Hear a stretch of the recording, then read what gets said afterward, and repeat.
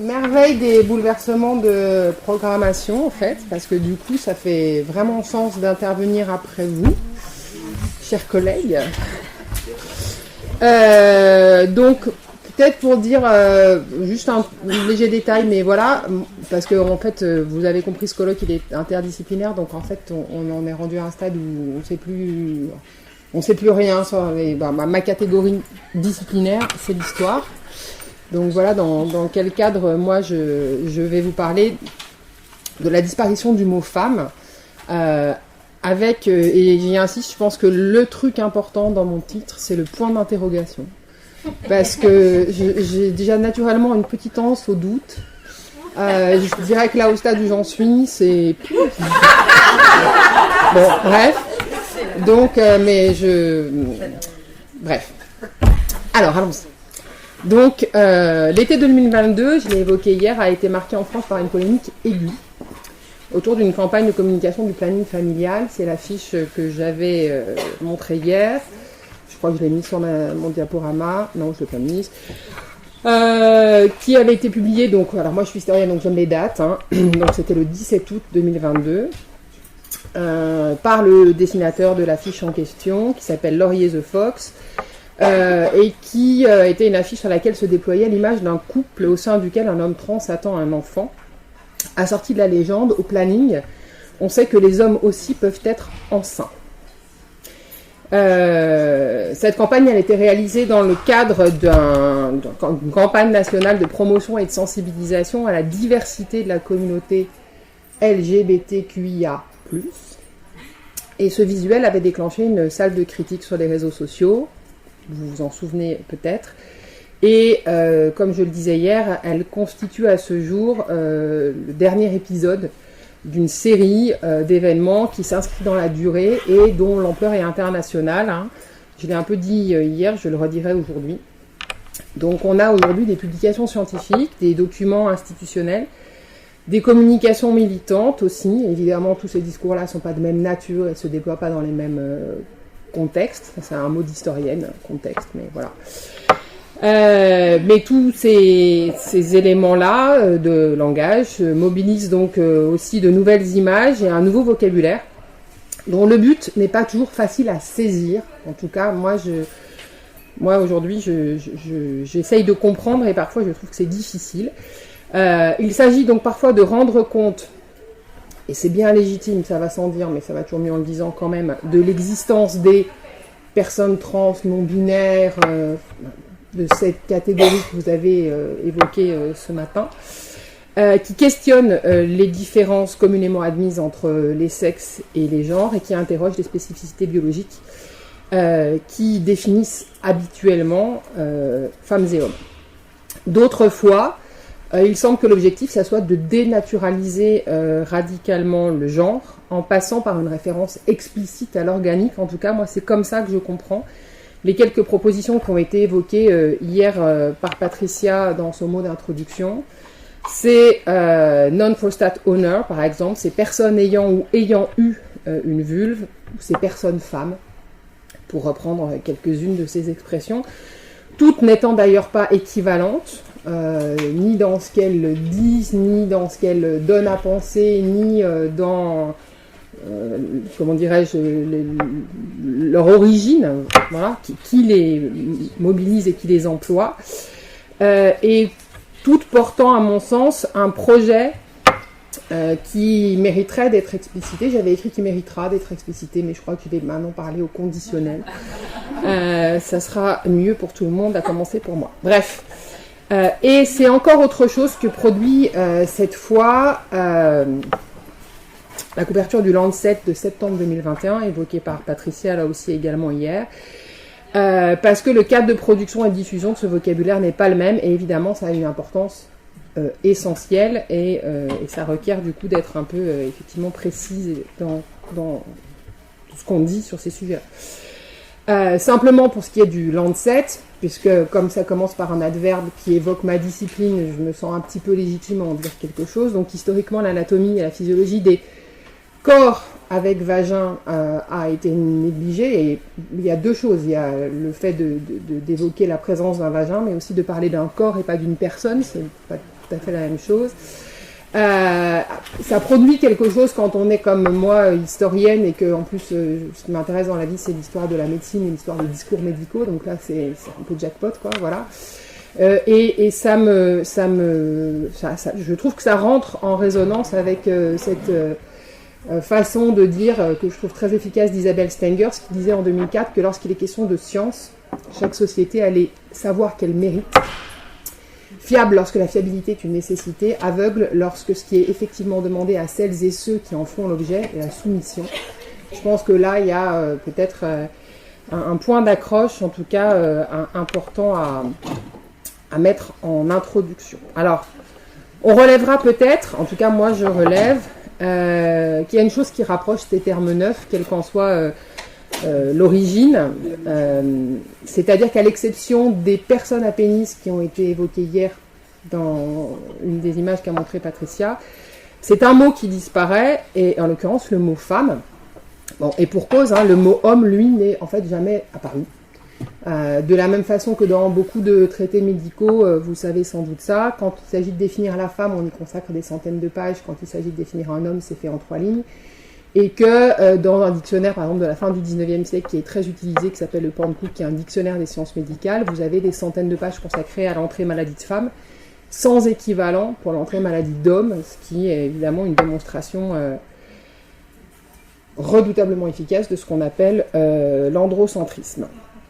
Quoi qu'il en soit, l'apparition récente de ce vocabulaire nouveau documente, je crois, un moment particulier du rapport entre sexe et genre, et au-delà de tout ça, un moment des études de genre, pour être dans la sphère académique, ou un moment des mouvements sociaux, mouvement pour les droits des femmes et mouvement pour les droits des personnes LGBT, que j'ai évoqué tout à l'heure, cette fois-ci dans la sphère militante. Et donc, c'est autour de ça que moi, j'essaye de réfléchir en 3 temps. Et donc, le premier, c'est, encore une fois, point d'interrogation, s'agit-il de rendre compte de réalités nouvelles ou de dénaturer la réalité, puisque c'est comme ça que ça a pu être pointé. Alors, je vais essayer de revenir de manière un peu détaillée sur ces nouvelles propositions de vocabulaire qui n'ont pas toutes fait polémique, donc du coup j'en choisis certaines, et je repars d'une polémique qui est à mon avis assez connue de tout le monde ici, qui est celle qui se déclenche en juin 2021, quand dans un tweet, l'autrice d'Harry Potter, peut-être des lectrices d'Harry Potter dans la salle, repère l'expression « personnes qui ont leurs règles » et déclenche du coup la tempête. Je cite et je traduis « les personnes qui ont leurs règles ». Je suis sûre qu'il existait un mot pour ce genre de personnes, que quelqu'un me vienne en aide. Alors là, ça devient compliqué à traduire, mais femme avec un A, point d'interrogation. Voilà, vous le savez, cette prise de position, elle a déclenché une vive polémique, l'écrivaine se voyant reprocher d'exclure ainsi non seulement les personnes trans, mais aussi les femmes cisgenres, qui ne seraient pas ou plus réglées. L'expression n'est pourtant pas nouvelle. Voilà, moi je fais de la généalogie. Par exemple, quand on remonte un peu, on repère que dès décembre 2018, il y avait eu une tempête de tweets, je traduis Twitter Storm, à propos d'une publication qui avait trait à ce qu'on appelle désormais la précarité menstruelle. Là aussi, c'est des choses qu'on connaît, donc period poverty, un sujet qui est devenu légitime et médiatisé depuis 2010. Et en l'occurrence, cette publication litigieuse de 2018, elle évoquait les personnes ayant leurs règles, donc c'est l'expression dans ce tweet, donc people who menstruate, comme étant des bleeders, saigneuses, je pense, bref, personnes qui saignent, bref, ce qui est perçu comme offensant pour les femmes, et il y a des guillemets partout, il faudrait que je vous fasse des signes à chaque fois, mais donc il y a des guillemets autour de personnes ayant leurs règles, de bleeders et de femmes. Cette publication, elle est analysée comme relevant d'une tendance générale à invisibiliser les femmes et à contester le droit des femmes cisgenres. On a entendu parler hier, vous vous en souvenez peut-être, de femmes biologiques en tant que groupe. Et pour les personnes qui défendent le recours à cette périphrase, plutôt qu'au terme de femmes, là, il y a tout un argumentaire qui est déployé qui dit que c'est une question de précision. Et peut-être je vais pas assez vite là-dessus, mais sachez qu'il y a un argumentaire, par exemple, il y a un argumentaire en 10 points.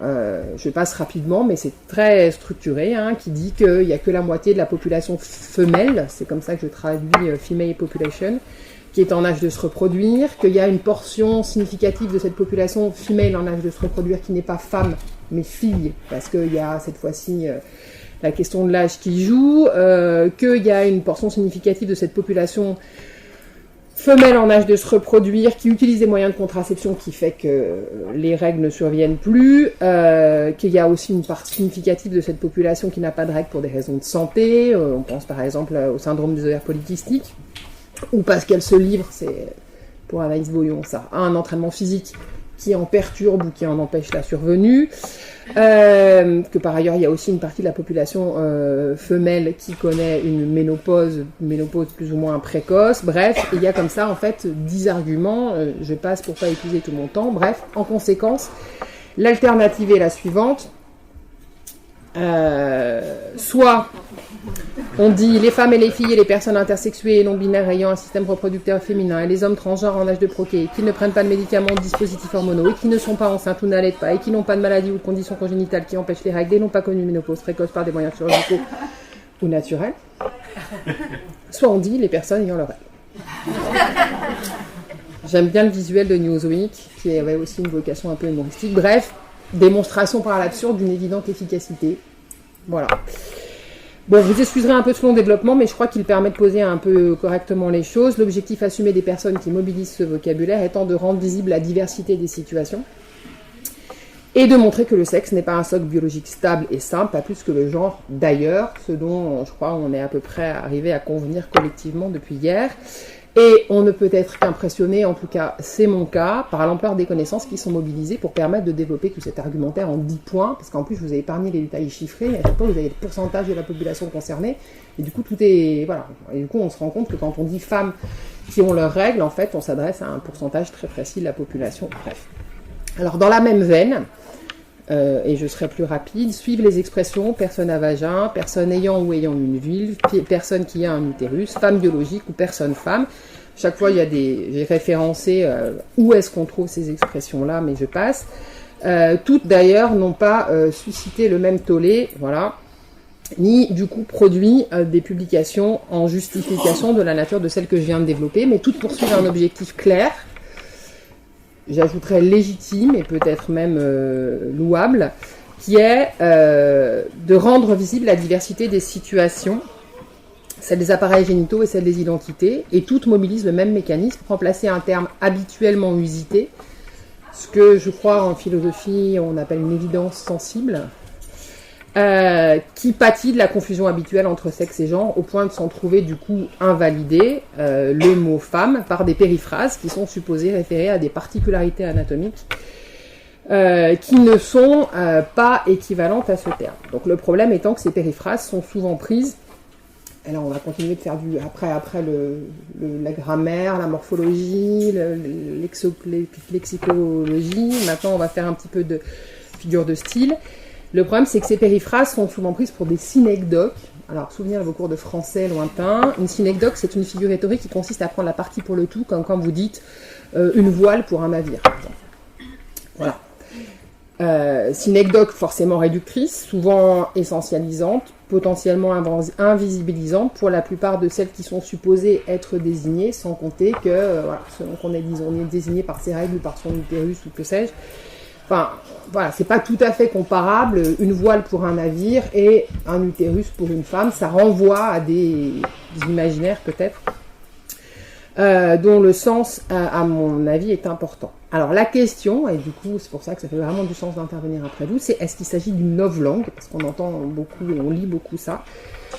On lit beaucoup ça dans une sphère que j'appellerais conservatrice, hein, voilà, on parle de novlangue, je ne crois pas.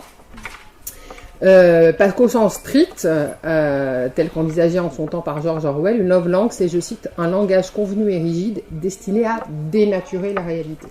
À mon avis, peut-être les choses sont importantes. Et à mon avis, on est précisément là aux antipodes d'une novlangue, puisqu'il ne s'agit pas de dénaturer la réalité, mais de rendre compte de sa grande complexité. Voilà. Et par ailleurs, il ne s'agit pas de dénaturer, mais de dénaturaliser, ce qui n'est pas du tout, là aussi, la même chose. Et c'est là le propos, la nouveauté et l'objectif bienvenu, rendre compte de réalités de genre qui ne sont pas superposables aux réalités de sexe. Et j'utilise en plus une espèce de formule qui dit ni singulier ni pluriel, et c'est exprès. Bref. Donc, au regard des généralisations si nombreuses et abusives que l'on a longtemps retrouvées dans les discours médicaux, en tout cas, moi, c'est sur ça que je travaille, ce souci de précision a du bon, sans doute. On revient de loin, j'aime à le rappeler quand même, depuis, peut-être que vous connaissez cette expression, le tota mulier in utero, voilà, la femme tout entière est dans son utérus, qui est un aphorisme qu'on attribue traditionnellement à Hippocrate et qui est repris à l'envi, et ça c'est important de le dire, pendant 23 siècles, jusqu'au 19e siècle dans les discours médicaux. Bon. Mais peut-être faut-il aussi s'interroger, et c'est là que j'amorce la suite de mon développement, sur ce que produit ce raffinement de vocabulaire, et je n'ai encore une fois peut-être j'ai plus de questions que de réponses. Avec quelle efficacité est-il mobilisé et diffusé? Comment est-il compris, reçu? Par qui? À quel prix et pour qui? Ces questions-là méritent d'être posées sans passion, sans déclencher de polémique. Soyez sympa.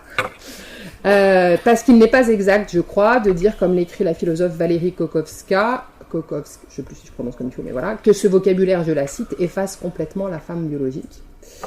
C'est même précisément le contraire qui se produit, puisqu'on réfère à des organes ou à des fonctionnements physiologiques qui mettent précisément des critères biologiques au premier plan.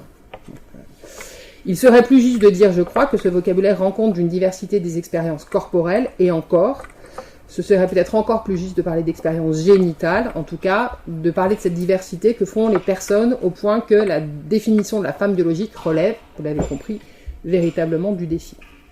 Bon. Mais le débat rebondit encore et toujours en dehors des frontières nationales, et cette fois-ci on est en janvier 22, donc là je fais de l'histoire du temps présent, avec une journaliste australienne qui s'alarme dans les colonnes d'un journal qui s'appelle The Sydney Morning Herald, de ce que, je cite, le langage inclusif risque de déshumaniser les femmes. Et elle mobilise l'argument de chercheurs et chercheuses de renom, c'est comme ça que je traduis top researchers, autour de l'introduction d'un vocabulaire inclusif dans un autre cadre encore là, qui sont les institutions hospitalières, et ce depuis le début des années 2020.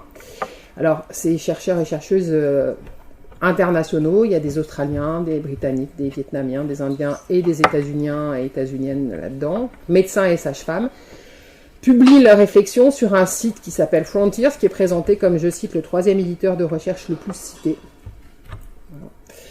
Il y a des dates qui restent encore à préciser au stade où j'en suis, mais de fait, on peut repérer, en tout cas c'est ce qui est pointé, l'introduction de ce vocabulaire, par exemple au Royaume-Uni dès février 2021, dans une maternité publique de Brighton. Ça a fait écho à ce que tu demandais, Jules, tout à l'heure, c'est-à-dire l'invitation à parler de parents et plus de mères, pour désigner les parturientis. Ou encore évoquer les propositions d'un vocabulaire inclusif sur les sites d'associations de familles ou de parents ou futurs parents LGBTQIA+, comme en septembre 2022. Par exemple, là encore, l'objectif, aussi simple que louable, c'est, je cite, reconnaître et respecter la diversité des corps, des genres et des relations entre les personnes, aider les gens à se sentir en sécurité dans le système de santé et reconnaître qui ils sont. Pour les promoteurs de ce vocabulaire, cela n'enlève rien aux femmes, ni aux, je cite toujours, expériences de femmes. Les femmes, je cite encore, s'y trouvent inclus en même temps qu'il englobe les familles arc-en-ciel. Je vous traduis ce qu'on lit, entre autres, sur ce visuel que vous ne lisez que pas bien, mais bref. Voilà. Donc cette fois-ci, c'est pas la diversité des corps, mais celle des familles dont il est question. Et comme précédemment, même si les intentions sont claires et louables, et en dépit de ce qu'on vient de lire, des dénégations, il reste indéniable que le terme qui disparaît, c'est notamment le mot femme. Et cela marque bien un changement d'époque, et du coup la proposition que vous faites, elle s'inscrit pile là-dedans. C'est autre chose, tout à fait, que les revendications féministes qui ont été amorcées dans les années 80-90 autour de la question du langage et de sa féminisation, qui étaient symptomatiques de la nécessité de rendre les femmes visibles dans la langue, et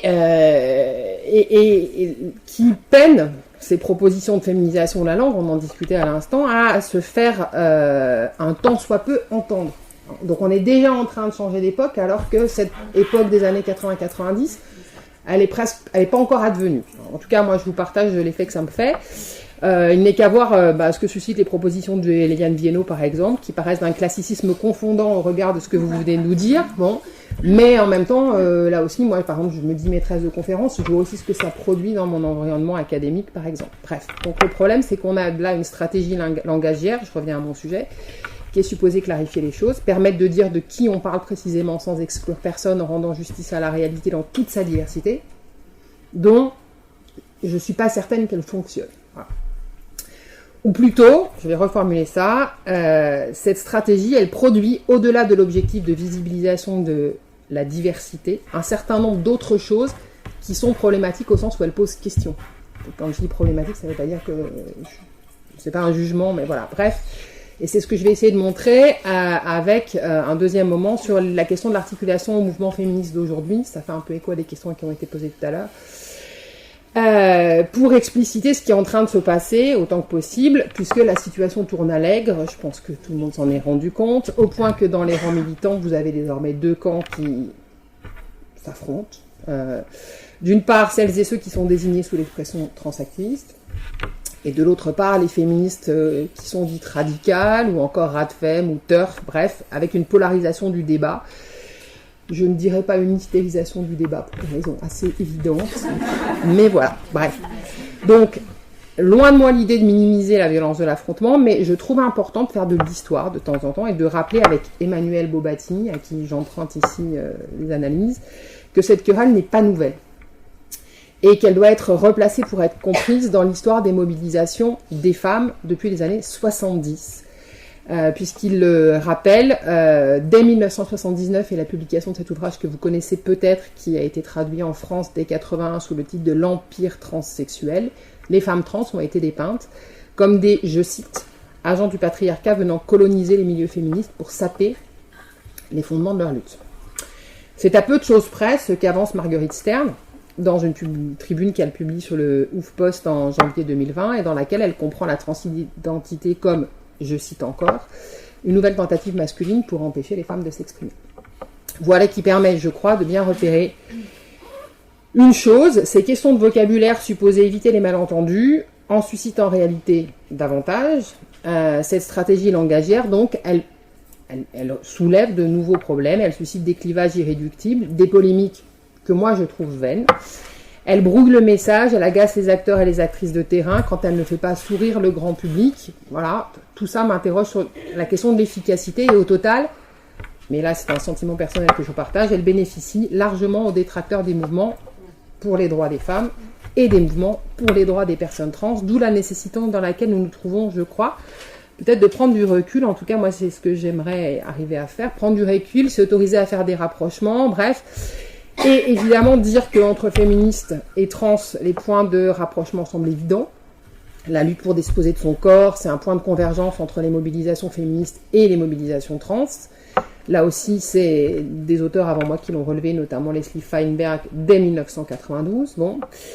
Dans un ouvrage, je crois que je vous l'ai mis derrière, qui s'appelle Trans Liberation, qui est un texte fondateur, qui établit un parallèle d'ailleurs entre les luttes trans et les mouvements de libération des femmes, et qui pointe que le contrôle des corps trans, depuis longtemps expertisé, psychiatrisé par l'institution médicale et la justice, doit être interrogé et battu en brèche. Et là, c'est moi qui complète, de la même façon que la psychiatrisation et l'expertisation des corps féminins est aussi quelque chose dont on doit écrire et transmettre l'histoire. Donc rien d'étonnant là-dedans, puisque de toute façon, le contrôle des corps subordonnés, c'est la clé de voûte de tout système de domination, et donc, en conséquence, un objet de lutte privilégié, sinon le premier, pour les populations minorisées. À ce titre, on peut d'ailleurs rapprocher du même regard, les mouvements féministes, les combats des personnes homosexuelles avec un point et un LES en inclusif, et les luttes trans. Invisibilisation historique, expérience commune de la stigmatisation, besoin d'histoire pour exister politiquement et pour mesurer à la fois le chemin parcouru et le chemin qui reste à parcourir. Tout cela rapproche, pourrait conduire à nouer d'heureuses alliances, parce que le sexisme est bien la matrice de la transphobie comme de l'homophobie. Bon, et donc il ne s'agit pas de se tromper de cible. Alors du coup, moi la question que je me pose, c'est pourquoi ces déchirements et pourquoi la visibilité LGBTQIA+ est-elle perçue comme concurrente de celles que je continuerai à appeler des femmes, faute de mieux, enfin voilà, bref, je sais plus comment dire. Et ben moi, je tendrais à dire que c'est parce que les choses vont trop vite. Alors comprenez-moi bien quand je dis ça, je dis pas que l'accès aux droits des personnes, enfin des femmes ou des personnes LGBTQIA+, et des populations minorisées, de toute façon en général, avance trop vite. C'est pas ça que je dis. Mais ce que je dis, c'est qu'il y a loin, il y a même très très loin en fait, des considérations finalement techniques et complexes que nous mobilisons depuis le début du colloque, voilà, aux réalités vécues par les personnes qui ne s'interrogent pas parce qu'elles n'en ont pas le temps, enfin désolé de faire la matérialiste à la noix, mais voilà, ou parce qu'elles n'en ont pas les moyens, ou voilà, à tous les sens de ce que peut vouloir dire d'ailleurs le terme moyen, parce que oui, c'est coûteux, et donc si on veut véritablement faire avancer les choses et les débats autrement qu'en mobilisant une communication qui relève de l'anathème, parce qu'aujourd'hui c'est quand même dans ça qu'on est entre transactivistes et turfs, on s'excommunie mutuellement, je crois qu'il faut en passer par là. Et du coup, pour dire les choses de manière claire, il n'est pas possible, comme le fait Marguerite Stern, de récuser la légitimité des luttes trans au motif que, je cite, les luttes prennent de plus en plus de place dans le mouvement féministe alors que ce sont des personnes ultra-minoritaires. Cet argument-là, que j'appellerais statistique, il n'est pas audible au plan éthique comme au plan politique, mais il faut bien admettre que la réalité d'existence des personnes trans et de leur vécu, la différence entre transidentité et intersexuation, tout ça reste encore mal connu dans un large public, mais aussi dans les sphères militantes, dans les sphères associatives, enfin voilà. Et par ailleurs, il reste aussi beaucoup à documenter sur toutes ces questions, et le problème, c'est que le manque de lisibilité des propositions qui sont faites là se substitue au problème de visibilité, bref, et donc du coup fait que finalement, à mon sens en tout cas, on perd un peu de vue les objectifs parce que tout ça échappe au plus grand nombre, même dans les sphères que je vais qualifier l'autorisé faute de mieux. Et là, je parle un peu sous le contrôle de Patricia, mais voilà, on en est un peu d'accord. Il faut encore être explicite avec des médecins, par exemple, pour leur expliquer ce que le terme de transsexualisme recèle de problématiques. Enfin, c'est des choses qu'il faut expliquer, qui sont difficiles à faire entendre. Il faut être explicite avec les mêmes quand on veut leur faire entendre que anomalie et variation, c'est pas des termes synonymes ou équivalents quand on parle de développement sexuel. Et donc, c'est pour ça que je dis les choses vont trop vite, parce qu'elles sont complexes, peu partagées, en dehors d'un cercle très informé. Et puis, il y a certaines choses qui ne peuvent plus être dites, certains sujets qui ne peuvent plus faire l'objet d'une discussion sereine et d'un débat véritable dans la sphère académique comme dans la sphère militante. Et j'en viens donc à mon dernier point, qui est une invitation à contextualiser. Et du coup, la citation de Sarah Richardson évoquée hier par Patricia résonne de manière, comment dirais-je, forte à mes oreilles. Elle dit il faut contextualiser les questions scientifiques autour du sexe en définissant et analysant les variables biologiques liées au sexe dans des contextes bien spécifiques. Moi, je dis qu'il faut contextualiser, ça veut dire inscrire ces évolutions de vocabulaire, ces mots d'ordre militants d'où qu'ils viennent, dans le cadre plus vaste d'une histoire des luttes pour les droits des femmes, les droits des personnes homosexuelles, les droits des personnes trans. Le problème étant qu'à bien des égards, ces histoires restent largement à écrire et encore plus à enseigner. Là aussi, il y a un moment, pour sortir de l'ornière, il va falloir écrire tout ça, le diffuser, et on n'est pas sorti des ronces. Bref, d'où mon troisième point, et je vais ramasser un peu mon propos. Emmanuel Bobati, je le mobilisais tout à l'heure, souligne qu'on a toutes les raisons de penser que les mouvements féministes et les luttes trans sont partie liées et gagneraient davantage à faire alliance qu'à se diviser. Même si l'histoire de ces mouvements montre que le conflit n'est pas nouveau, je l'ai dit. Toutefois, je crois qu'on vit un moment particulier de ces luttes, parce que dans les années 70, au moment où paraît l'ouvrage de Janice Raymond que j'ai évoqué tout à l'heure, le mouvement féministe, il est fort. Divisé déjà, mais fort. L'esprit du temps, alors je me mets à parler comme Habermas, il est à l'optimisme et au changement, et je pense que ça n'aura échappé à personne, ça n'est plus tout à fait le cas. Est-il besoin de rappeler que le droit des femmes recule partout? Je passe sur les États-Unis, l'IVG, enfin, bref, voilà. Dans les années 70, la tendance, elle n'est pas celle-là. Et c'est déplorable sans doute, mais ce contexte défavorable actuel, il explique certainement les crispations. Ça ne veut pas dire qu'il est justifié. Hein. Moi, j'essaie de comprendre. Ok. Donc, du coup, je crois qu'il faut porter la focale sur certains épisodes. Et pour dire les choses en 2 mots, par exemple, il y a eu des choses qui se sont nouées sur certains organes spécifiques. Exemple, l'activiste trans qui s'appelle Aggressively Trans, qui dans une campagne récente, c'était mars 2009, s'insurgeait du fait que on parle qu'on mette en avant le clitoris comme un organe emblématique, parce qu'il dit le clitoris c'est un organe, voilà, et ça n'est pas un symbole de la féminité. C'est comme ça que les choses sont dites, et c'est moi qui souligne le là dans la féminité, là sur ma citation.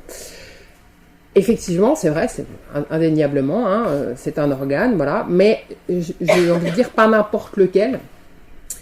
Pas n'importe lequel, parce que cet organe, il a été très longtemps invisibilisé. Je rappelle qu'il apparaît dans les manuels scolaires en 2017 et encore, tout le monde s'est affolé, mais dans un manuel sur les 8 qui sont utilisés en classe de 4e. Que cet organe, il est décrit en 1550, mais que le modèle 3D proposé par Odile Philo, c'est 2016. Et que donc le clitoris est à ce titre-là un symbole fort de l'oppression des femmes. Là, je parle du coup du point de vue des luttes féministes. Et par ailleurs, le fait qu'une étude récente montre qu'une Française sur 5 ne sait toujours pas où se trouve cet organe, dit assez où on en est en fait de cette situation d'oppression que j'évoquais à l'instant. Donc je crois qu'on ne peut pas méconnaître cette histoire-là. On ne peut pas méconnaître, comme dit Nicole Claude Mathieu, qu'il y a une anatomie politique. Je trouve que l'expression est assez heureuse. Et on ne peut pas méconnaître que ces éléments de vocabulaire, ils interviennent aussi dans un moment particulier où, par exemple, c'est Delphine Gardet qui dit les choses comme ça, on est dans ce qu'elle appelle une clitératie nouvelle. Elle parle aussi de réalphabétisation anatomique, parce qu'elle relève le modèle 3D de Odile Philo en 2016, elle relève la représentation triplanaire du complexe clitoridien qu'on doit à l'urologue Hélène O'Connell, elle relève des projets artistiques, enfin en tout cas, le clitoris devient et est remobilisé comme un symbole qui a du sens. De la même façon, et donc j'abrège très fort, on ne peut se contenter d'accepter sans discussion l'ensemble de ce vocabulaire nouveau, sans prendre la peine de le mettre en perspective. Hein. Longtemps, en tout cas dans les textes sur lesquels je travaille moi, la femme a été la femelle de l'homme. Simone de Beauvoir disait l'autre de l'homme, et donc du coup faire disparaître le mot femme en lui préférant des périphrases référant à des spécificités anatomiques qui ne font pas consensus, ça engage forcément des questions et des insatisfactions. C'est peut-être d'ailleurs encore pire quand les mots de vocabulaire qui sont utilisés, c'est par exemple le non-prostate honor, parce que là, moi, ce qui me frappe, c'est la permanence historique. C'est-à-dire qu'en fait, l'histoire des corps féminins, c'est l'histoire d'une variation historique sur ce qui leur manque, donc au choix des muscles, un cerveau, des hormones, un pénis, androcentrisme toujours, autour de cette question qui est en avoir ou pas.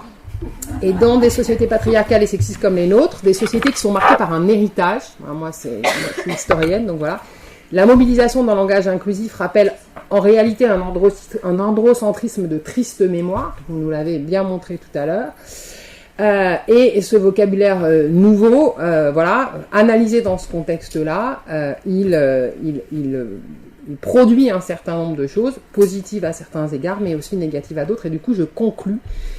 Au fond, le truc, c'est quoi ? C'est que, au-delà des questions de vocabulaire, ce qu'il faut changer, et du coup, c'est une proposition un peu vaste, c'est la façon de penser la différence des sexes. Et là, pour vous dire les choses de manière vraiment ultra résumée, je m'appuie beaucoup sur le travail d'Irène Théry qui dit que dans la pensée de la différence des sexes, il y a un moment où on s'est mis, j'abrège, à, je cite, parler en abondance de l'homme avec un grand H et de la femme avec un grand F, de la société de l'homme et de la femme, et peut-être ce que je relève simplement dans ma citation, c'est le fait qu'il y a eu un moment qu'on repère historiquement où les rôles devinrent des natures et les statuts des identités, et où du coup le neutre psychique, a disparu, et où il y a eu des attributions des partenaires d'une vie sociale qui sont devenues des attributions physiques et des attributions psychiques, ce qui a déjà été bien repéré ce matin. Et ce moment-là, il faut l'avoir à l'esprit parce que ça permet de comprendre pourquoi, là aussi c'est des réflexions d'historienne, mais vraiment je vous la fais courte, par exemple, ça n'a pas vraiment de sens, même pas de sens du tout en fait, de parler d'homosexualité admise dans les sociétés grecques antiques, c'est pas moi qui le dis, c'est Sandra Boringer, parce qu'en fait, pour dire que l'homosexualité est admise, il faut considérer deux choses. D'abord, la sexualité comme une ontologie, ça veut dire que ce que vous faites définit ce que vous êtes, ce qui est une idée nouvelle au plan de l'histoire, voilà, 19e, d'une part, et par ailleurs, pour dire ça, il faudrait considérer que la catégorie homme en grec en Grèce ancienne, a le même sens que la façon dont on mobilise cette catégorie-là. Et en l'occurrence, là, vous avez Éraste et Héromène, qui sont les deux partenaires de la relation, qui appartiennent pas à la catégorie homme, au sens où on l'entendrait aujourd'hui. Donc ça n'a pas de sens, en fait, de parler d'homosexualité dans l'Antiquité grecque. Et c'est la même chose qui pourrait nous conduire, et vraiment là, je termine, pour les mêmes raisons, à dire que ça n'a pas beaucoup de sens de parler de transidentité avant qu'on rentre dans un régime moderne de la définition de la différence des sexes, parce que pour qu'on parle de transidentité, il faut qu'on ait un modèle de la différence des sexes qui repose sur un modèle de la différence incommensurable, ce que Lacan montre à partir de l'époque moderne. Tant qu'on est avant cette période-là, on a une conception qu'on appelle des isomorphismes et un modèle dit unisexe dans lequel la transidentité, je ne dis pas qu'elle n'existe pas, je dis qu'elle a un autre sens. Voilà. Et que par ailleurs, cette idée que l'appartenance à un sexe devient quelque chose de déterminant, de surdéterminant par rapport à toutes vos autres catégories d'appartenance, c'est quelque chose qui s'inscrit aussi précisément à un moment de l'histoire, ce moment où Irène Théry dit que la hiérarchie individuelle des sexes se substitue à la hiérarchie sociale du sang. Et ça, c'est à peu près la Révolution française, mais je termine. Bref, savoir tout ça, et je conclue vraiment cette fois-ci, ça ne suffit pas à nous permettre de nous débarrasser de cette conception de la différence des sexes. Mais c'est déjà une première étape de le savoir. Mais plutôt que d'affirmer que l'on peut parvenir à se débarrasser de cette conception de la différence des sexes, ou encore pire, peut-être à mon sens, de faire mine qu'on y est déjà arrivé, à mon avis c'est sur ça qu'aujourd'hui on se trompe, il faut réfléchir plutôt, je crois, à l'élaboration d'une autre compréhension de ces différences, puisque, voilà, je vous appuie là-dessus, puisque Éléonore Lépinard le dit, les féminismes ne peuvent pas faire l'économie d'une théorie de la différence, qu'il s'agisse d'une pensée de la différence ou d'une pensée sur la différence, c'est pas tout à fait la même chose. Et du coup, plutôt que de proposer à celles et ceux qui font les frais de cette différence, parce que la façon dont elle est présentement conçue les minorise, les invalide, les disqualifie, il m'apparaît plus que nécessaire de proposer un autre modèle de compréhension qui soit intelligible, utile, efficace, c'est-à-dire susceptible de produire quelque chose qui soit de l'ordre d'une émancipation réelle, je vais dire pour touti, du coup, histoire de ne pas me planter et d'aller jusqu'au bout. Voilà. Merci du coup de votre attention.